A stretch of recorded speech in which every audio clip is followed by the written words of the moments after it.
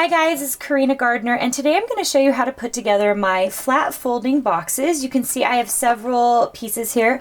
The boxes that I have today are all my watercolor boxes, so they're a printable. So you print it out and then you cut out all of these different pieces, and of course these are all watercolored by me, and we move them into printables for you guys. So the cool thing about these particular boxes is that they fold flat, and I can't remember if I have a video on them yet. I'm going to move these out of the way so you can see them, but they're pretty easy to put together. You can see that they kind of fold flat here and then turn into a box, and then you can fold them up, and you can glue one side down if you would like, or you can keep them both unglued and then have the box set, and then as you use it or need to lay it flat, you can open it back out again, probably more gracefully than I'm doing right now, so you can fold it flat for storage. And you can see that I've done that here with this one as well. This is the scallop box, and it's all leaves. And you can see that it makes such a cute little box that folds flat. So I'm going to show you how to put these together. There's really two styles that I have today for you.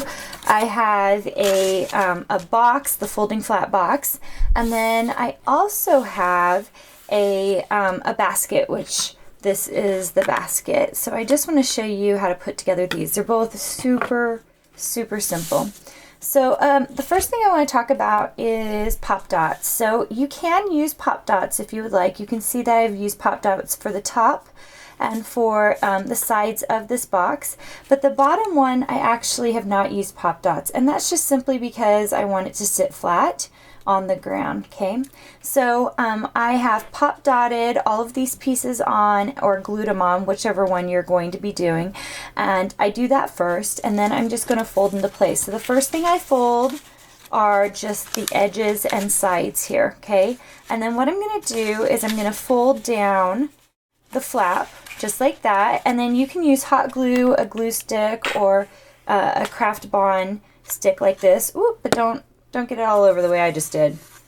I'm going to use my finger here and then pull it out. And then we're going to do it flat. Now, if you are more careful than me and didn't get glue everywhere, then you can just lay it flat, push it down and lay it flat. But since I got glue everywhere, I'm going to hold it together like this and then let it get, let it dry just like that, okay?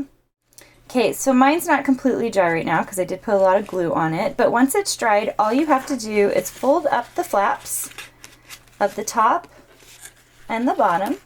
And this is where you need to make a decision. If you want to glue this into place, you can glue each of your flaps down here at the bottom and then push it right into place. I actually don't want mine to be glued, okay? So I'm just going to fold them up and put them into place. I think this is a great alternative for storing boxes, but look how cool that looks 3D, okay? So that's the box. Okay, let's take a real quick look at the basket.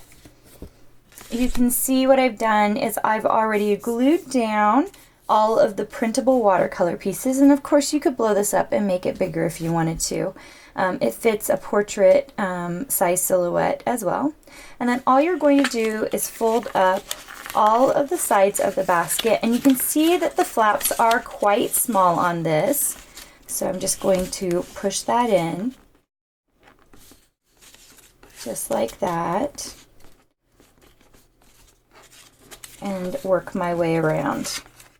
Can't see that one very well. Here we go.